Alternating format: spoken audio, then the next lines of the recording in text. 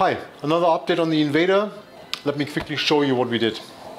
Alright, I do not show you now for the 10th time the stringers and all of this. So we put another coat of really heavy 650 gram woven material on the bottom, on top of the stringers. So that should be really good now. And then actually I started cutting the floor. You saw the template before. Floors in. Don't get overexcited with these gaps. Obviously it needs a bit of more fine tuning and trimming and everything. So that's not the point. I just wanted to show you how this all went. And so the next step is to give the floor a layer of fiberglass on the underside, and then put it in with some thickened resin, and then obviously glass it in. So the next interesting thing is, how do I attach the seats, the foot gas and all of this on the floor? So I came up with this idea. I will find the exact location of the foot gas and all of this, and then I will use these and put them in from underneath, and back it up on the downside with another piece of plywood and some fiberglass.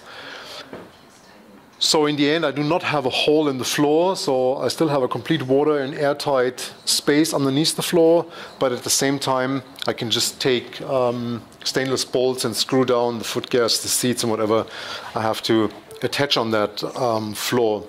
The other thing is that I will probably put in some additional dowels that will go underneath this ridge here and over the entire length, because I think it would add a little bit more stability, as I had to cut the floor into 4 different pieces to be able to get it in. And actually the gap here came in pretty handy, that we cut out, because otherwise there would have been no chance to get these floorboards in at all. Remember, originally the boat didn't have a floor. Originally it was a sandwich construction with some end grain balsa in between 2 layers of fiberglass, but I decided I want the proper floor. So if we wouldn't have cut out this end part here, we would have had to split the floor lengthwise, which would have been again an issue with stability. So I'm pretty happy we did it this way. All right, I'll start fiberglassing now and show you the next update when the floor is in. Okay, so the floor's in. I didn't film the glassing. I mean, it's pretty boring. Just putting some fibers on this. You can actually see the holes for the seats with those nuts from the backside. I just put bolts in there, so when I start glassing in the bottom, first of all I see where the holes are, and second there's no resin going in there. So the next step is the